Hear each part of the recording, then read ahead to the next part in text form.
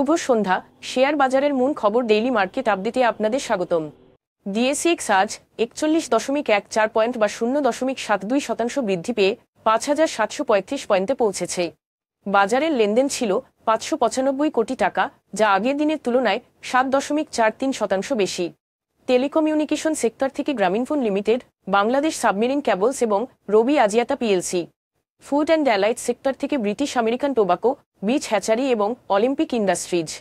Banking sector থেকে Islami Bank, BRAC Bank এবং Dutch Bangla Bank আজ বাজারের উন্নতিতে মূল ভূমিকা রাখে।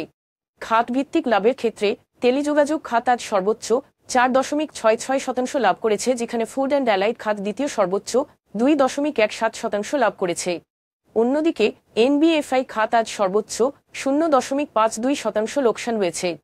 5টি বিমা, 3টি ব্যাংকিং এবং 3টি টেলিকমিউনিকেশন কোম্পানি আজ শীর্ষ লাভজনক প্রতিষ্ঠানের অন্তর্ভুক্ত ছিল।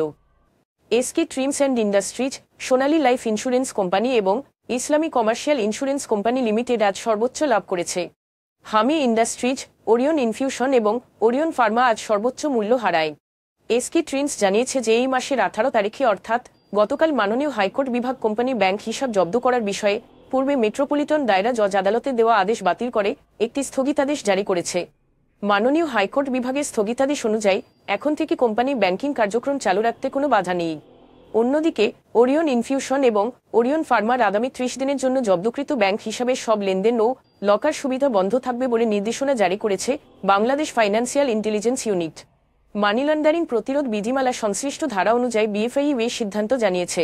সেই সাথে ওরিয়ন গ্রুপের চেয়ারম্যান ওবায়দুল করিম, তার পরিবারের সদস্য ও তাদের স্বার্থ সংশ্লিষ্ট ব্যবসা প্রতিষ্ঠানের ব্যাংক অ্যাকাউন্ট জব্দের নির্দেশ দিয়েছে Bangladesh financial intelligence unit BFIU. এর ফলে আজ উল্লেখিত শেয়ারের উপর নেতিবাচক প্রভাব পড়েছে, যার ফলে আজ শেয়ার দুটি মূল্য হারায়। তবে বাকি স্টকগুলির মূল্য পরিবর্তনের কোনো মূল্য সংবেদনশীল তথ্য জানা যায়নি।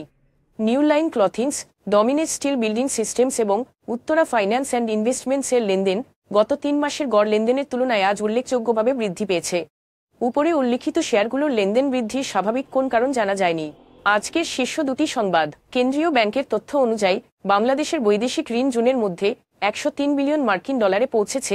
মার্চ মাসে সামান্য কমে পুনরায় ইতিবাচক স্থানে ফিরে এসেছে, যার মধ্যে সরকারি খাতে 83.21 বিলিয়ন মার্কিন ডলার এবং বেসরকারি খাতে 20.57 বিলিয়ন মার্কিন ডলারে পৌঁছেছে। আগের তুলনায় এপ্রিল জুন ত্রৈমাসিকে মোট ঋণ 4% বেড়েছে।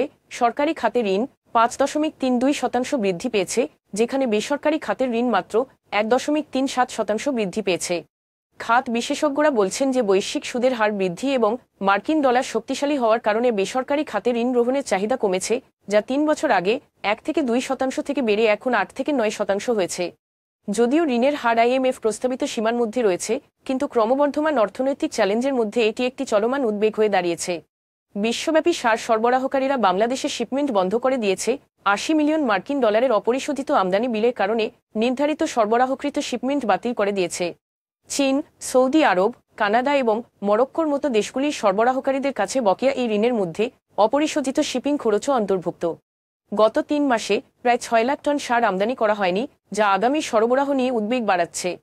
কৃষি মন্ত্রণালয়, টিএসপি এবং ড্যাপ এর বর্তমান মজুদের উপর নির্ভর করে চলতি বছরের নভেম্বর পর্যন্ত চাহিদা মিটাবে বলে আশা করা হচ্ছে, কিন্তু ডিসেম্বরের শেষের দিকে সার সংকটের সম্ভাবনা রয়েছে, সে বিষয়ে সতর্ক করা হয়েছে।